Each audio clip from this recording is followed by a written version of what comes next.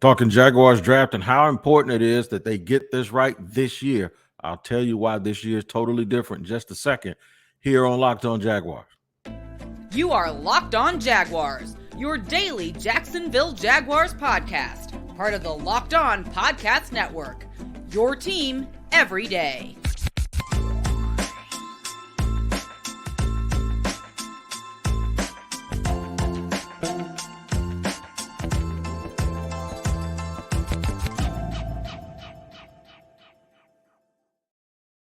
Hey, what's up, everybody? Thank you for joining me, Tony Wiggins, the host of the Locked On Jaguars podcast, your daily Jacksonville Jaguars podcast, where it's your team every day, and we thank you for making us your first listen. A quick reminder that we are free to subscribe to on our YouTube page at Locked On Jaguars, and make sure you tap in wherever you get your podcasts on a daily basis for the audio.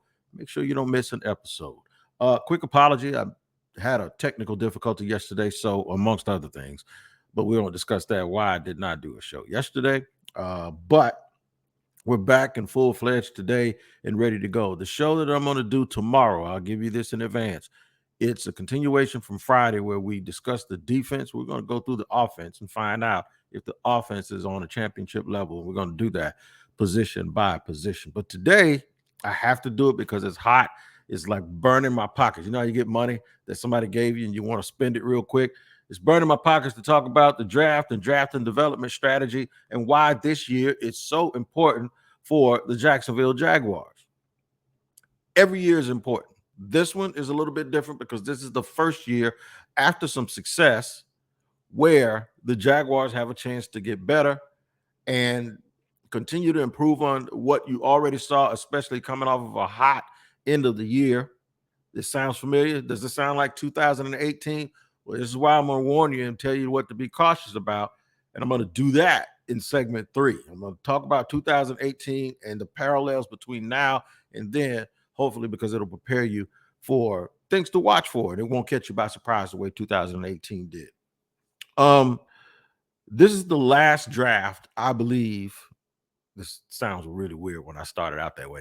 This is the last draft, I believe, the Jaguars will have before. It's the last chance to add players before that Trevor Lawrence extension is real. Now, I'm not saying they're going to do it next year, right? They officially can't do anything until this league year ends.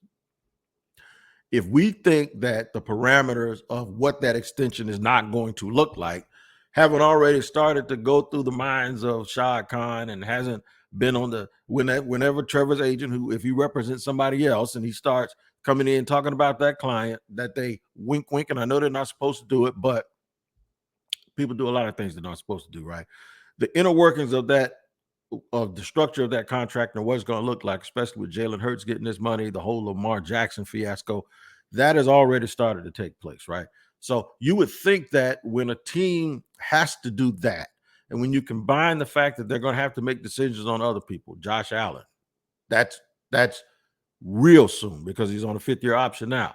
They're going to talk about Tyson Campbell, guys like that going into their 3rd year, and they don't have a 5th-year option, right?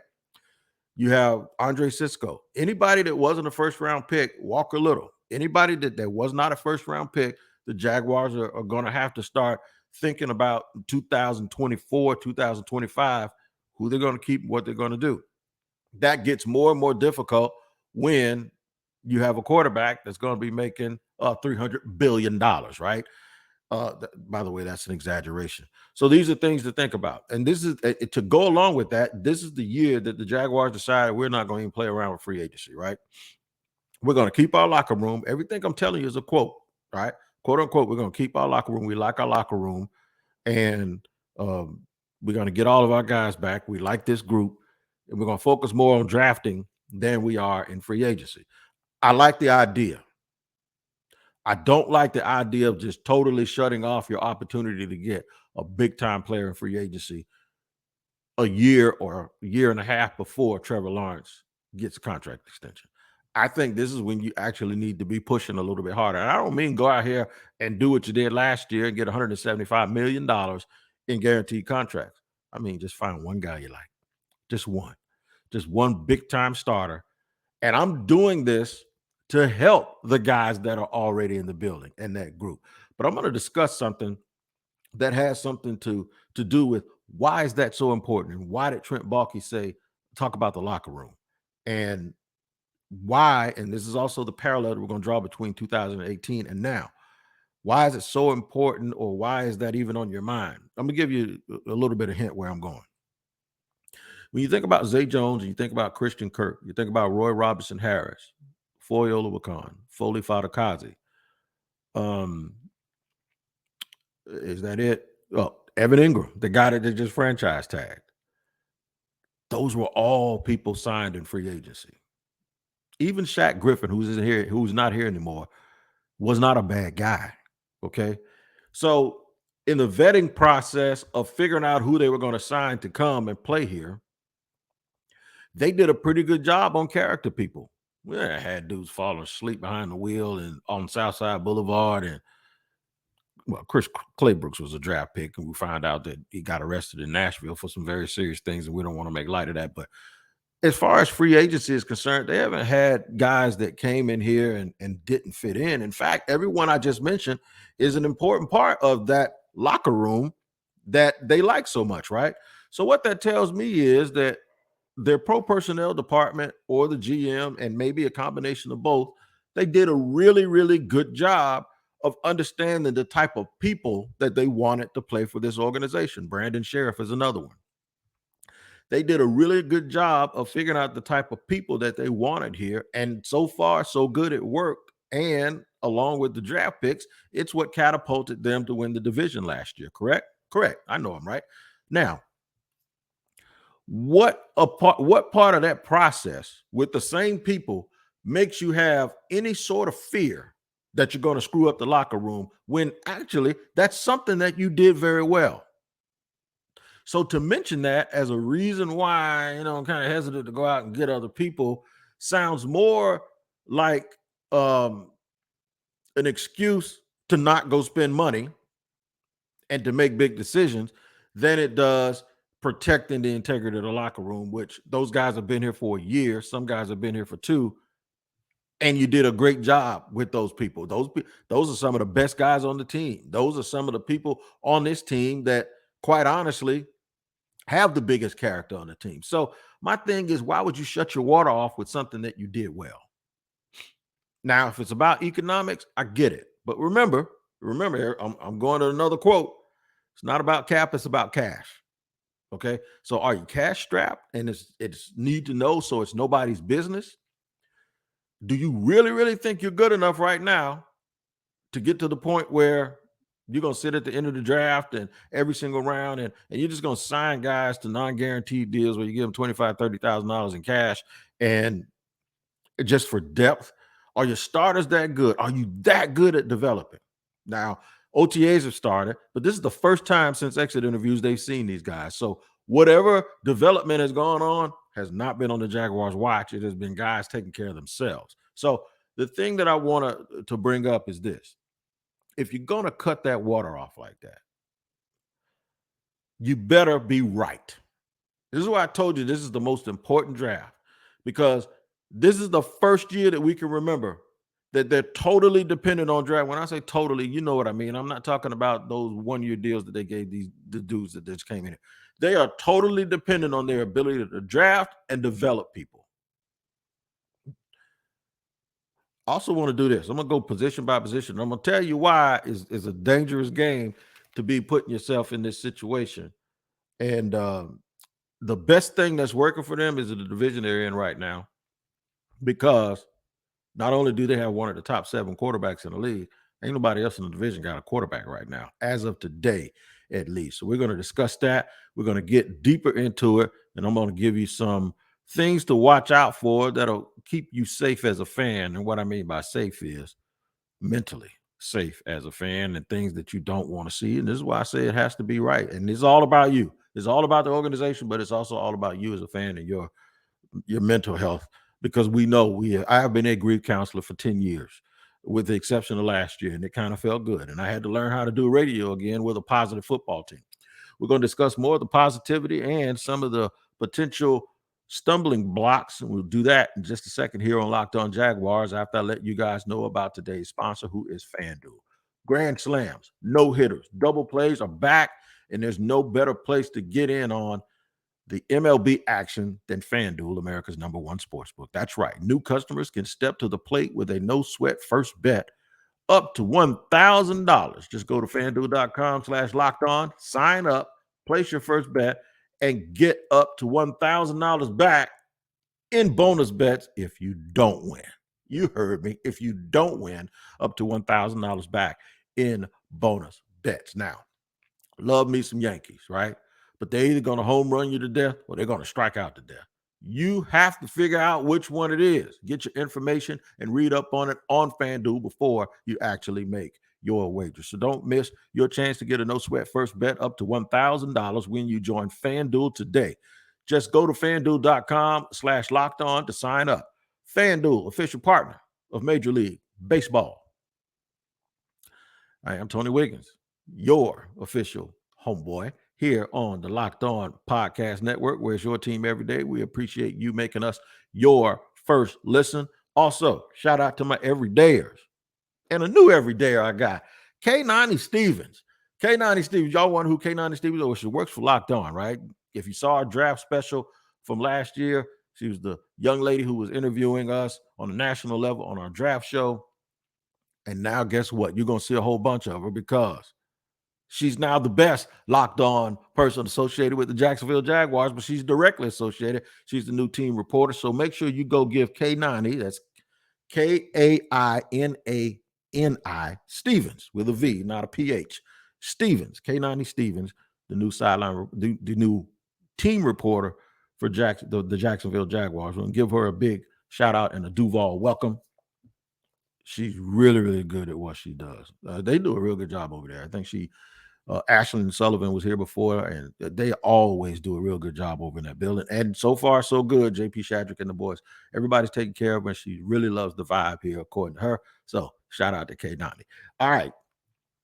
Getting back to what we were discussing here on Locked On Jaguars about the philosophy.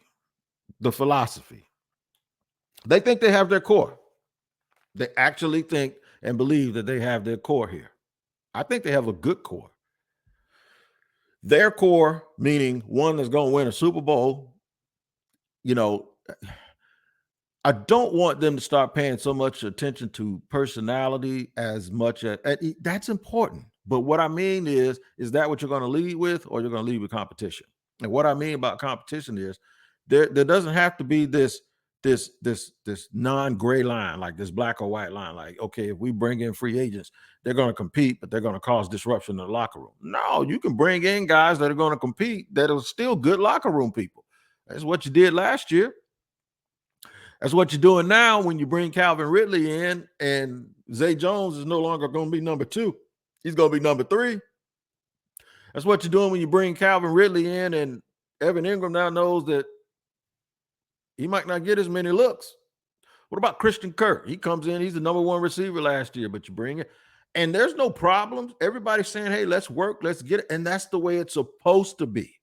That is exactly the way it's supposed to be. So I'm not going to act like the Jaguars have been totally stagnant here and haven't done anything. Yeah, when they made the trade at the trade deadline for Calvin Ridley, that was a beautiful thing. We knew he wasn't going to play right away, but everybody said this is going to be ideal for them being able to get a number 1 receiver, because guys like that don't grow on trees. Yeah, the Calvin Ridleys of the world are never available in free agency without you having to give up a whole bunch of stuff like the Dolphins or whoever's going to trade for Stephon Diggs in the past. And all these guys are special, so they don't come cheap and they don't come easy. The Jaguars found an easy way because of the situation that Calvin was dealing with in the past with being suspended. They found an easy way to get a great player. So that's all good. But I think you can do exactly that, not the same way at other positions, right? It's very, very difficult. I was having a talk with a couple of guys that cover the Jags that do a real good job about the trade deadline last year, and they were talking about Brian Burns. And I'm like, yeah, they need pass rush. I know that. But how do you give up 2 first-round picks for Brian Burns, have to sign him, and then you're still sitting there looking at Josh Allen and you're looking at Trayvon Walker? What do you do? And everybody says move Trayvon inside, but you pay Roy Robinson Harris 3 years and $30 million to be a 3 technique. What do? That's a lot of money. That's a lot of resources. And that's a lot of basically hedging your bets on some of these personnel. And at some point, it's not going to come down to whether or not you add free agents. It's going to come down to whether or not you add the right people, draft picks. And it's not about whether they get along or not. Juwan Taylor was the nicest guy in the room, but they decided to move on. So here's the thing. My new favorite word is quandary. Here's the issue. I see a lot of people, what they're doing is they're giving the Jaguars an offensive lineman in the first round in the mocks. And some people are basically saying they preference a tackle. It's not cash. It's not cap, it's cash, right? This is where Trent Baalke and his statement comes true. If they draft DeJuan Jones or Darnell Wright or the kid out of Oklahoma, Anton, if they draft any of those kids, they're just replacing Juwan Taylor. Will those players be better? Oh, I don't know. That's their job to figure that out and make sure that they get it right. But what's the difference? Why would you just let a guy go and then replace it with somebody else? Money. They're going to be paying a first round pick about $4 or $5 million, maybe. The other kid on average of the whole contract, it was 20, but really it was $16, $17 million. So they're going to save that money. What does saving that money mean? They're not going to sign anybody in free agency worth that. They're not spending it on a bunch of different guys in free agency. It means that they're already, in my mind, they're already preparing for the future and what it's going to be to keep the cap clear for other people and other guys, Trevor Lawrence included. That's what it means. So the Jaguars are already sort of taking a look ahead. So if they're taking a look ahead, don't be surprised if they go into this draft and they draft a guy that's a non-starter at 24. They brought back 21 out of 22 guys.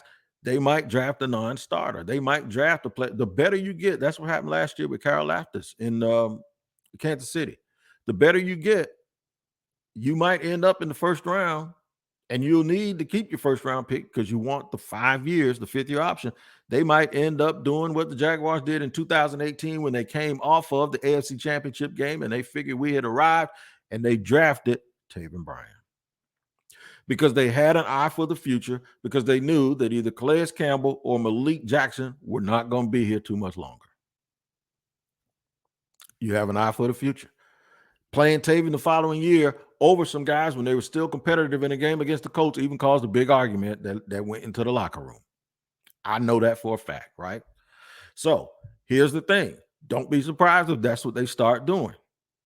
Don't be surprised if your second-round pick is a guy that is not a starter, because remember, the Jaguars feel they have their core. This is why they're not spending in free agency. So this is why I said you have to really, really watch yourself and be careful that you don't start morphing into this thought process of 2018 thinking, we've arrived. You never arrive in the NFL. You never know what's going to happen in the NFL. So is this really where you want the Jaguars to be? They could have picked Lamar Jackson, y'all. But they had Blake on a 5th-year option. And don't tell me they didn't pick Lamar because he couldn't throw, because Blake couldn't throw. They were running. They were using a power running game and playing defense. I just can't imagine what this team would have looked like with him. I tell you what they look like. They look like they're going to look next year trying to pay him because now he wants more money. So don't be surprised if that's what happens, because that's the stage that this team is at. I'm going to discuss more of this in segment 3 here on Locked On Jaguars in just a second. All right, running it down here, making sure that you tapped into what's going on with the Jacksonville Jaguars. Shout out to my everydayers and everyone else who makes Locked On Jaguars your first listen every single day. All right, locker room positivity. It's not just about the players that they could add in the draft and free agency. I think a positive, and this is what I told you I was going to make sure I put a positive in here. I have confidence in the fact that this organization isn't playing CYA. That's cover your arse, like most of the previous administrations did around. I'm going to give you an example of what I'm talking about. They had a coach who was a potty mouth, Well, I like Doug Marrone, but that's what he was. So usually the coach sets the atmosphere of how things are going to be. He sets the temperature. He's the thermostat of the team. He sets the temperature on how everybody's going to go about their business, right?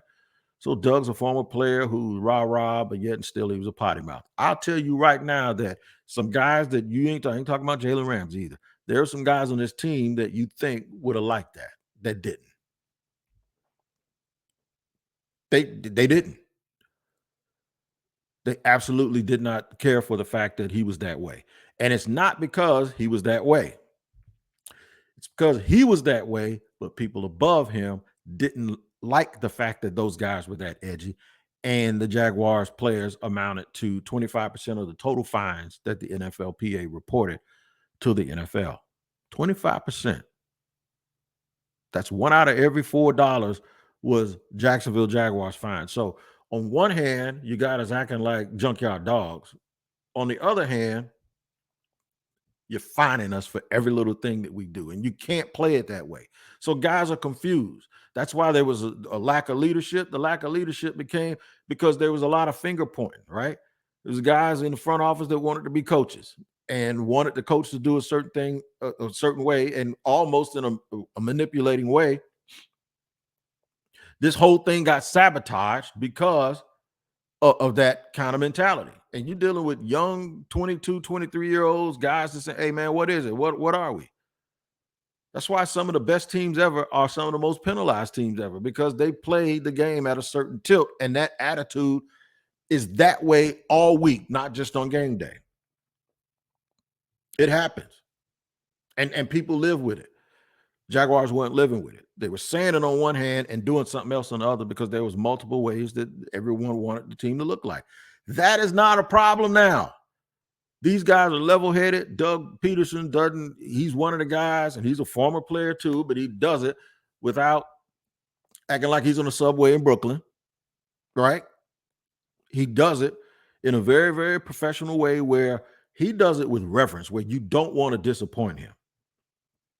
So I understand why they want to keep the locker room the way that it is. I understand why they want to make sure that they add the right people. But sometimes in trying to do that, you forget about your own ability. And that ability is that you are good at vetting people and their personalities and the type of folks you want to bring into the team. And I don't want guys walking around thinking there isn't competition. Do y'all? No, I want people to think that there's competition. The draft and development strategy is fine, but it does not mean you have to exclusively totally abandon free agency. Like, you can't tell me that there wasn't one guy, there wasn't one $8-9 million player, and before somebody says, well, they didn't have the cap space to do that, please, they could have found the cap space to do exactly what I'm talking about. They chose not to do it. You can't tell me there wasn't one guy in free agency, one, that couldn't do exactly what the Jaguars just said. Because the bottom line is, this isn't a beauty contest. This isn't a personality contest. We all know it's a contest of gladiators. Football players, they do things that average people can't do, especially at the NFL level, right? It comes down to who is best on that field. Who's got the most dogs on that field? And all of the stuff about keeping the locker room the way that it's supposed to be will happen organically and naturally because everybody in the back office and the front office is on the same page.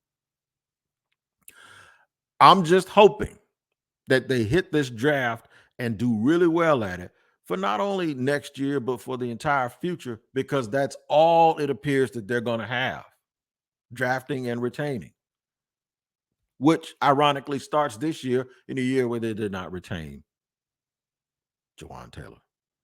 If they draft a tackle, what about all the narratives that, well, they believe in Walker Little? What about it?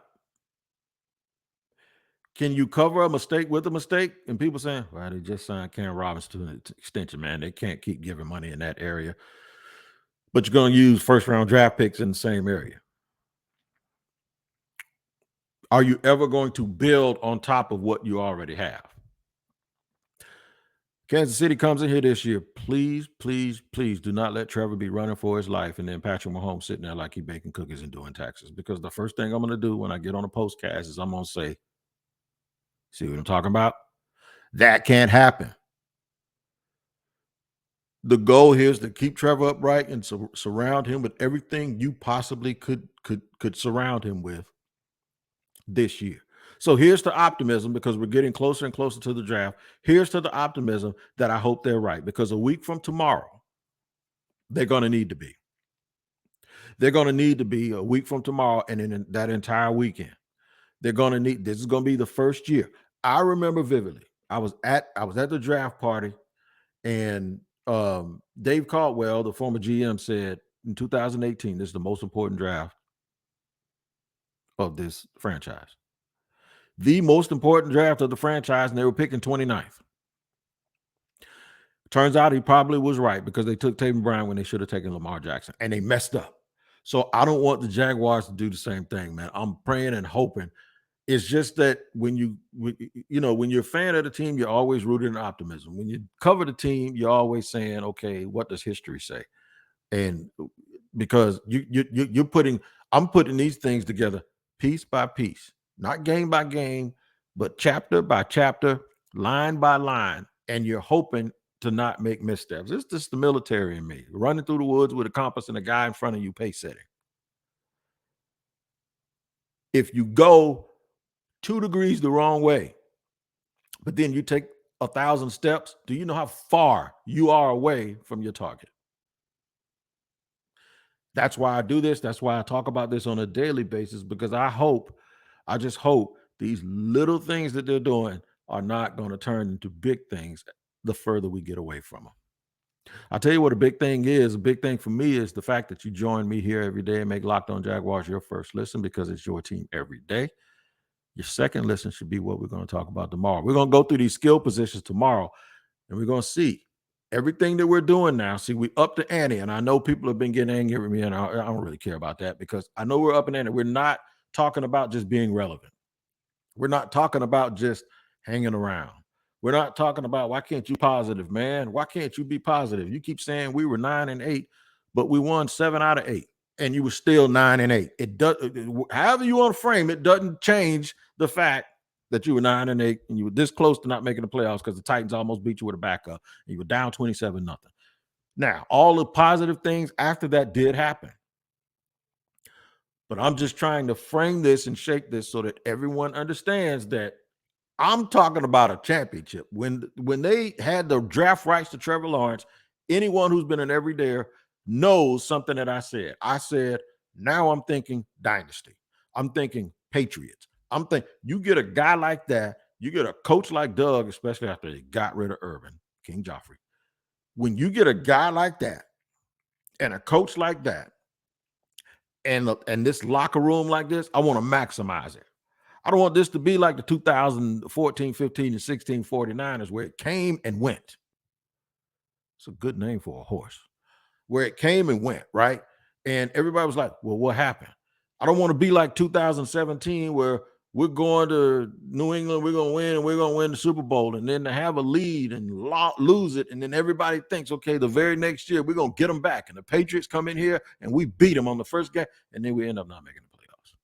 I don't want this to be like 97 and 99, where they went to the championship game and didn't make the playoffs the next year. That's all I'm saying. I want the fan base to have sustained joy instead of temporary happiness. Make me happy tomorrow by tuning in to Locked On Jaguars. Remember, tap into the YouTube page, hit that like button, and wherever you get your podcast every day, check in to make sure you didn't miss an episode. And once again, I apologize for yesterday. Until tomorrow, take care of each other. Like I always say, have a happy Duval day. Tune in again for Locked On Jaguars.